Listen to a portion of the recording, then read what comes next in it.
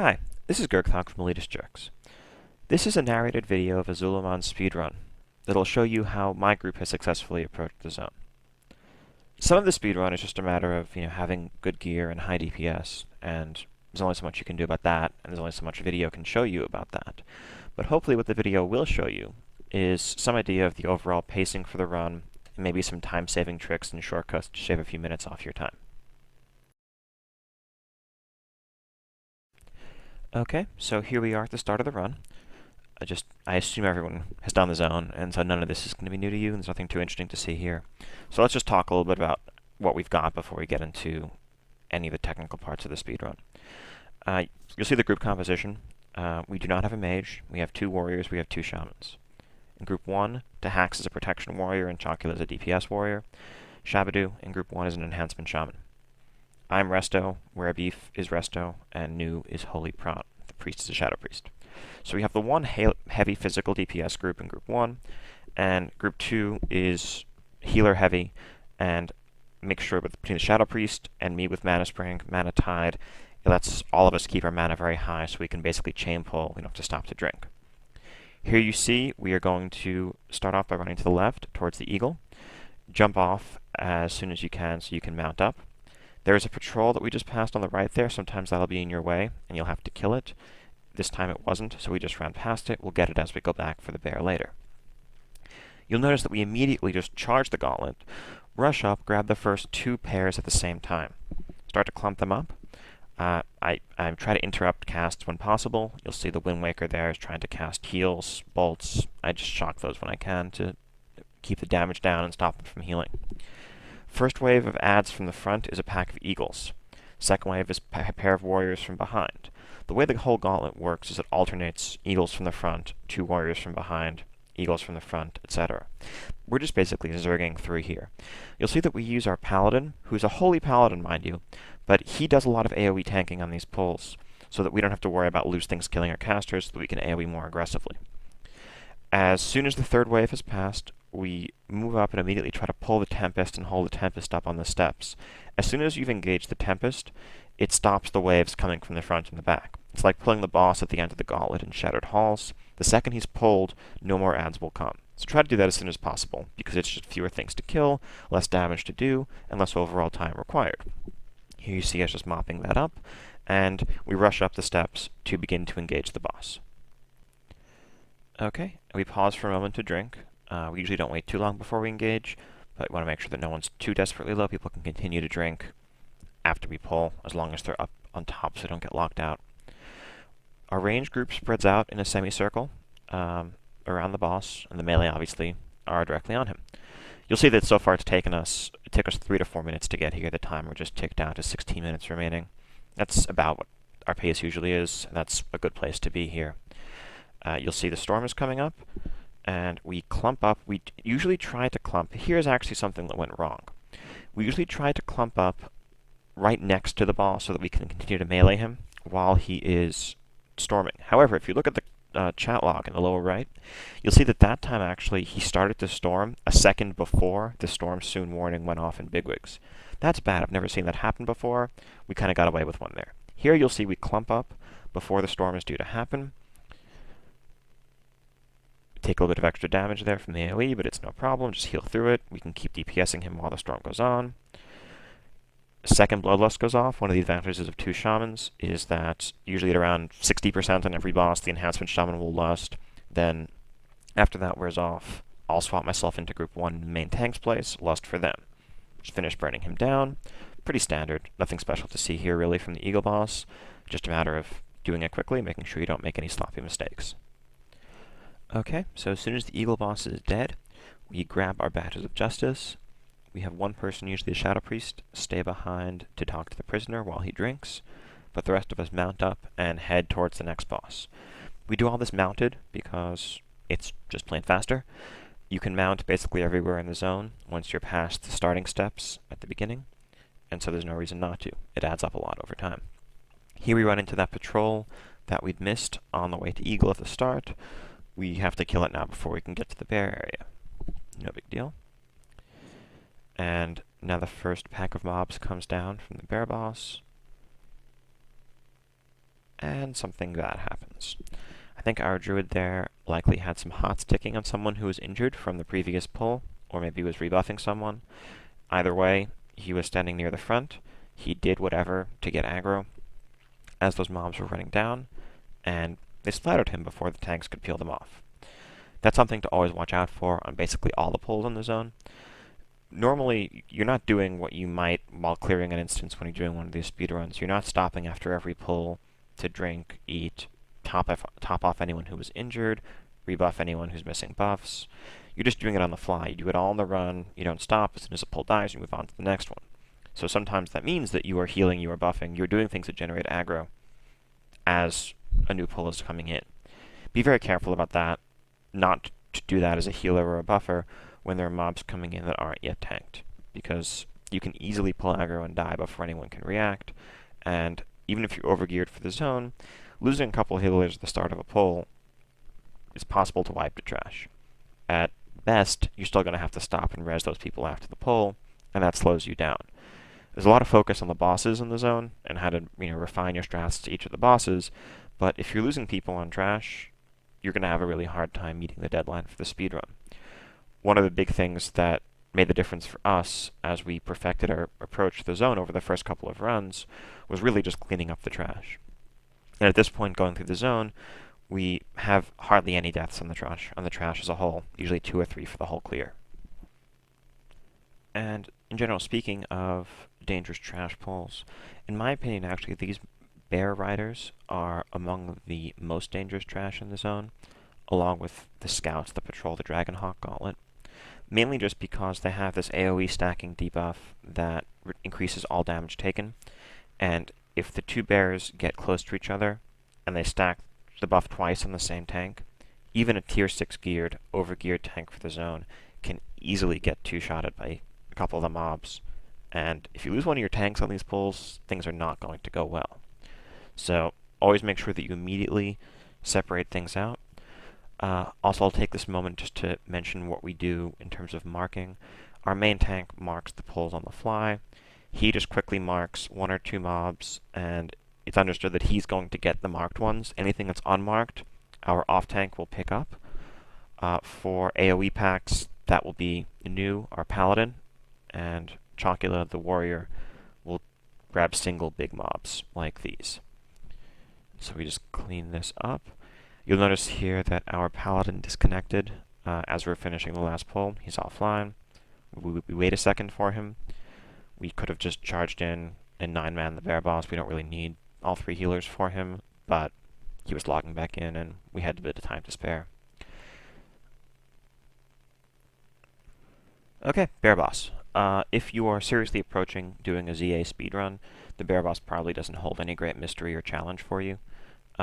Very simple tank and spank. He's a gear check, and if you are overgeared for the zone such that you are thinking about doing the speedrun, then the gear check is just going to be trivial. Really nothing too much to say here. You'll notice that I actually probably spend as much time, if not more time, casting lightning bolts and chain lightning as I do healing. I do heal somewhat during the bear phase, just because of the silence, and there's a bit more damage going around.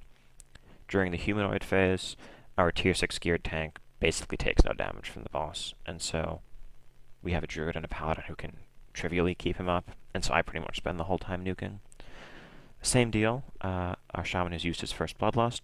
My bloodlust from the eagle boss just came up, so I use it as the boss is at 30%, and it should last until the end of the fight. Just a matter of burning him down quickly.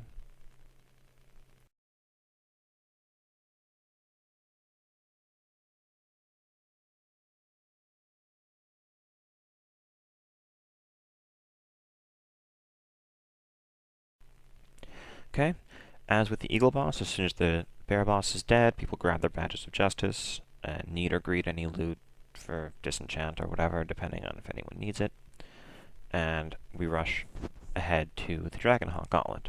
I should have mounted up here. I forgot to until now, but not the end of the world. As soon as we're all here, we start by rooting the scout. Our druid casts roots, then we charge in, stun it, and burn it down. Make sure it doesn't get anywhere near the drums. Go ahead, mark the next pack. Watch out for the flame casters. The Flamecasters need interruption, and they need to have their haste purged or spell stolen. Now, what happened there with the scout?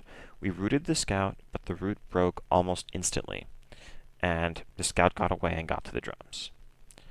That is something that is dangerous, and the reinforcements that appear have like 100,000 health each, and they're not that dangerous on their own, but they will delay you a lot just by having to grind through them. So be extremely careful of the scouts. Always keep your eyes open for scouts. Kill them before they get to the raid. Don't let them wander into you, and don't root them or CC them when they're near drums. That said, if you do root it and the root breaks after a second and it runs away, sometimes that just happens. Ideally, we should have stunned or snared it, but we didn't. It's not the end of the world. Again, we mark scouts as they come up, and a scout spawns and patrols right into the raid by surprise. We kill it. A new scout spawns and patrols right into the raid. We kill that too. The original marked one is still there. We open with roots on it, snare it, charge it, kill it. And then do this Tamer and Dragonhawk patrol that has been there the whole time.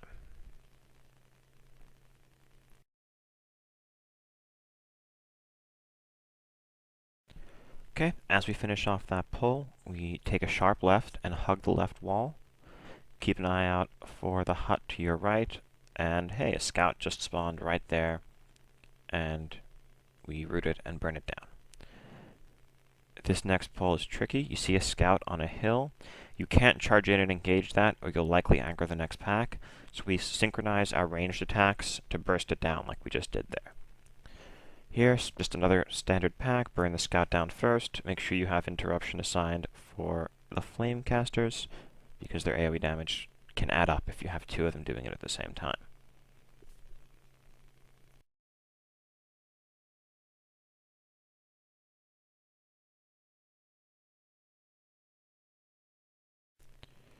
Okay, as that pack dies, we can continue to hug left. Keep an eye out for a patrol that comes right through this area and up the steps. We'll see it in a bit. If it's here, you can either engage it or you can wait a few seconds for it to pass by. We are past the scout gauntlet now, so just a matter of charging in, being careful with the Flamecasters as always, interrupt them, purge their haste, and move in so that if the patrol comes, you do not aggro them. Now you see in the back the patrol's coming there. I tell the group to move away, move closer to the base of the steps, pick up their totems. We do.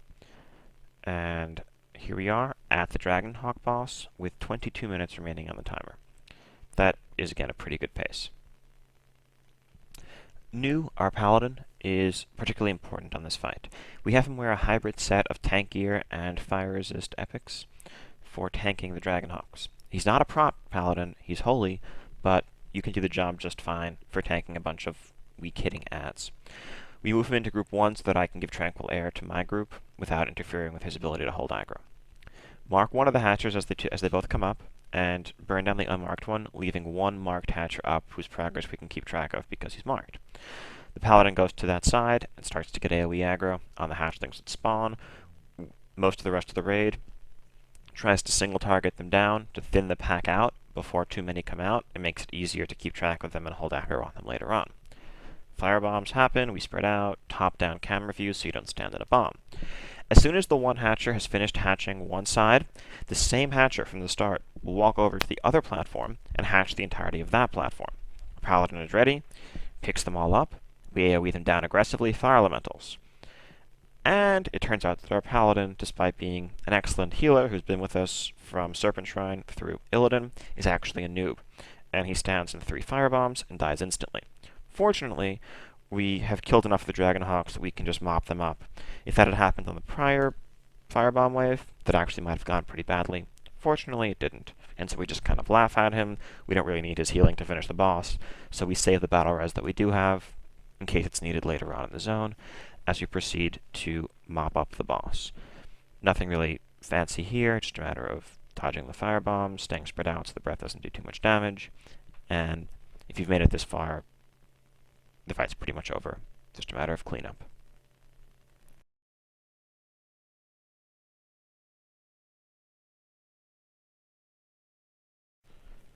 Okay, like with the other bosses, as soon as the Dragon Hawk goes down, we grab our badges, mount up, and move towards the last part of the speedrun. On the way, we'll run into a 2-mob patrol, moves between Dragon Hawk and Lynx. It's like the one we saw between Bear and Eagle at the start. This gives us our first look at a Beast Tamer, which has a random mind control called Domesticate. It just got used on our hunter there, who pauses to admire his sweet volley. And it increases the damage done by whoever's mind controlled. And it can be removed by a shaman or priest just via offensive dispel, and it's important to do so. You really don't want a Sweeping Strikes Deathwish warrior mind controlled in the middle of your raid. Similarly, you also don't want a warrior using Intimidating Shout in the middle of your raid, so warriors should try to use that ability when it's safe to do so, so that it's still on cooldown in case they get mind controlled. Here we move up, we see a patrol on the left. We just kind of wait in this corner for the patrol to pass. Takes a few seconds, but it's worth skipping it. Hug right, move up, go around this tree here, and engage an AoE pack here. This gives us a good look at the role that our paladin plays in this clear.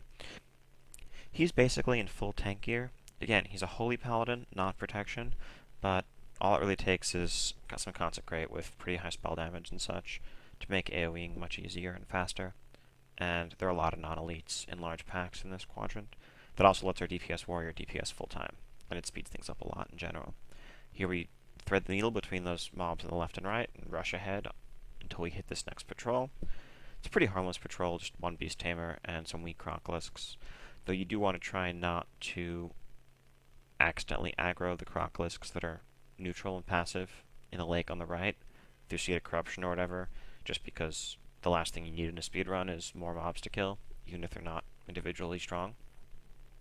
Here we see the first of 5 pulls of elite lynxes that spawn in as you run ahead.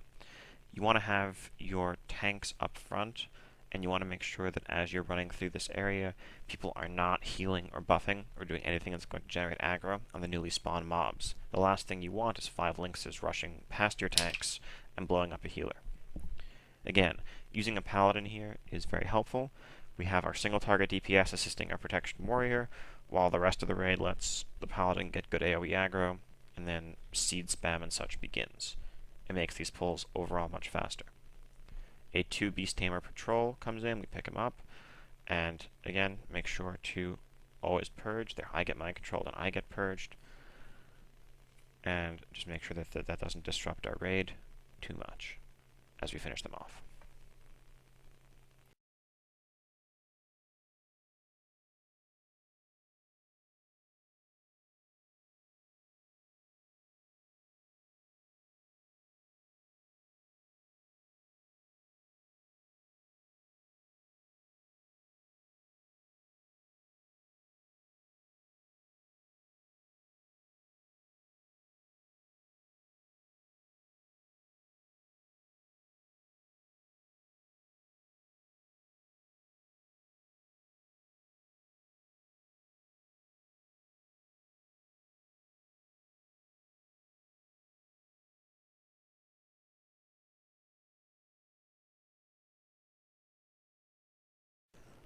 Alright, and here we arrive at the entrance to the Lynx's Temple. We only have a few pulls left between us and the last boss. Pull that first pack down to the bottom of the steps and engage it here.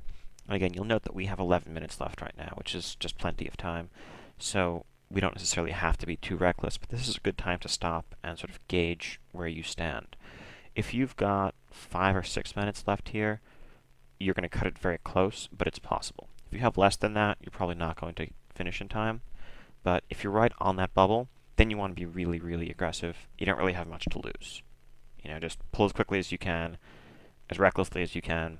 Every second counts. If you screw up, well, you had to do it anyway, but at least you came close and probably learned something that'll let you do it the next time. Here we rush ahead and duck into this left alcove. There are 2 static 3 pulls in the Lynx's room and 1 2-guardian patrol. Here we get the first 3 pull and wait for our tank to grab the next. We do that.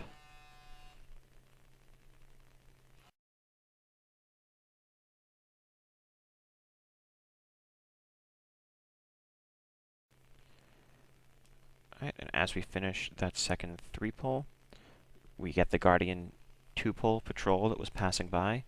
Basically, you want to see where that pull is as you enter the room, and whenever it comes past, get it, even if you're fighting other mobs at the same time. You don't want to find yourself having to wait a minute for it to come back around. So it will come by, it'll either be there at the start, or it'll come by while you're clearing the first pack of 3 or the second pack of 3. Whenever it does, be ready to grab it. It's just 2 Guardians, it's a very simple pull, but you don't want to let it delay you.